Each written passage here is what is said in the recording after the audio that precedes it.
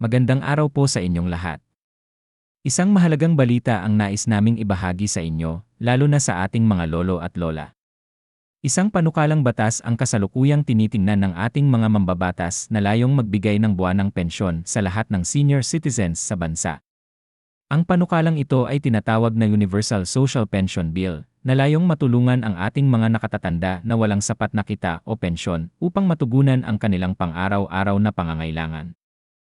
Sa ilalim ng kasalukuyang batas, ang Expanded Senior Citizens Act, ang mga indigent senior citizens lamang ang tumatanggap ng buwanang pensyon mula sa gobyerno. Ang mga senior citizens na may sapat na pensyon mula sa AS, BSIS, o iba pang ahensya ay hindi kwalipikado para sa pensyon ng gobyerno. Ngunit sa ilalim ng panukalang Universal Social Pension Bill, ang lahat ng senior citizens na may edad 60 pataas ay magiging kwalipikado upang makatanggap ng buwanang pensyon mula sa gobyerno, anuman ang kanilang katayuang pang-ekonomiya. Ang House Bill No. 1423 na ipinasa na sa ikatlong pagbasa ng Kamara noong Mayo 2024 ay naglalayong magbigay ng 500 buwanang pensyon sa lahat ng senior citizens. Ayon sa mga mambabatas, ang layunin ng panukalang ito ay matulungan ang mga senior citizens na walang sapat na kita upang matugunan ang kanilang mga pangangailangan. Ang pensyon ay tataas sa 1,000 kada buwan sa loob ng 5 taon mula sa pagpapatibay ng batas. Sa kabilang banda, ang Senate Bill No. 2019 na inihain ni Senate President Pro Tempore Jinggoy Ejercito Estrada, ay naglalayong magbigay ng 1,500 buwanang pensyon sa lahat ng senior citizens. Ayon kay Estrada, ang panukalang ito ay naglalayong mapabuti ang kalidad ng buhay ng ating mga nakatatanda at matulungan silang makayanan ang mga hamon ng pagtanda. Ang mga panukalang ito ay kasalukuyang tinitingnan ng mga mambabatas, at inaasahan nilang maipapasa ito bago magtapos ang 19th Congress sa Hunyo 2025. Ang mga senior citizens, pati na rin ang kanilang mga pamilya, ay umaasa na ang mga panukalang ito ay magiging batas upang matulungan silang mapabuti ang kanilang kalagayan. Ang mga mambabatas ay nagsasagawa ng mga konsultasyon at pagdinig upang matiyak na ang mga panukalang ito ay makikinabang ang lahat ng senior citizens. Ang mga senior citizens ay hinihikayat na makilahok sa mga konsultasyong ito upang maipahayag ang kanilang mga saloobin at suhestyon. Ang mga senior citizens na nais malaman kung sila ay kwalipikado para sa pensyon ay maaaring makipag-ugnayan sa kanilang lokal na Office for Senior Citizens Affairs, OSCA, o sa Department of Social Welfare and Development, YADE, upang makakuha ng karagdagang impormasyon. Ang mga senior citizens ay may karapatang makatanggap ng pensyon mula sa gobyerno upang matulungan silang matugunan ang kanilang mga pangangailangan.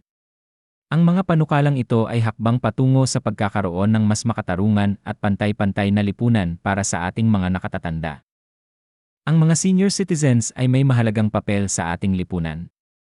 Sila ay mayaman sa karanasan at kaalaman na maaaring magamit upang mapabuti ang ating bansa. Ang pagbibigay ng pensyon sa kanila ay isang paraan ng pagpapakita ng ating pasasalamat at pagpapahalaga sa kanilang kontribusyon. Ang mga panukalang ito ay hindi lamang tungkol sa pagbibigay ng pera. Ito ay tungkol sa pagpapakita ng malasakit at pagkalinga sa ating mga nakatatanda. Ito ay isang hakbang patungo sa isang lipunan na may malasakit sa bawat isa, anuman ang kanilang edad o katayuan sa buhay. Ang mga senior citizens ay nararapat na mabigyan ng pagkakataon na magretiro ng may dignidad at hindi nag-aalala sa kanilang pinansyal na kalagayan. Ang mga panukalang ito ay makakatulong upang matiyak na ang ating mga nakatatanda ay may sapat na suporta upang matugunan ang kanilang mga pangangailangan.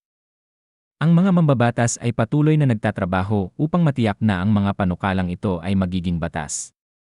Ang kanilang layunin ay matulungan ang ating mga nakatatanda at matiyak na sila ay may sapat na suporta upang magpatuloy sa kanilang buhay ng may dignidad. Ang mga senior citizens ay hinihikayat na patuloy na maging aktibo sa kanilang komunidad at magpatuloy sa kanilang mga gawain. Ang kanilang karanasan at kaalaman ay mahalaga at maaaring magbigay ng malaking kontribusyon sa ating lipunan.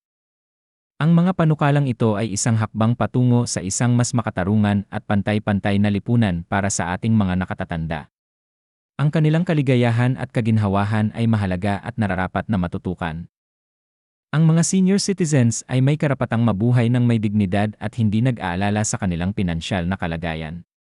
Ang mga panukalang ito ay makakatulong upang matiyak na sila ay may sapat na suporta upang magpatuloy sa kanilang buhay ng may dignidad. Ang mga mambabatas ay patuloy na nagtatrabaho upang matiyak na ang mga panukalang ito ay magiging batas. Ang kanilang layunin ay matulungan ang ating mga nakatatanda at matiyak na sila ay may sapat na suporta upang magpatuloy sa kanilang buhay ng may dignidad. Ang mga senior citizens ay hinihikayat na patuloy na maging aktibo sa kanilang komunidad at magpatuloy sa kanilang mga gawain. Ang kanilang karanasan at kaalaman ay mahalaga at maaaring magbigay ng malaking kontribusyon sa ating lipunan. Ang mga panukalang ito ay isang hakbang patungo sa isang mas makatarungan at pantay-pantay na lipunan para sa ating mga nakatatanda. Ang kanilang kaligayahan at kaginhawahan ay mahalaga at nararapat na matutukan. Ang mga senior citizens ay may karapatang mabuhay ng may dignidad at hindi nag-aalala sa kanilang pinansyal na kalagayan. Ang mga panukalang ito ay makakatulong upang matiyak na sila ay may sapat na suporta upang magpatuloy sa kanilang buhay ng may dignidad.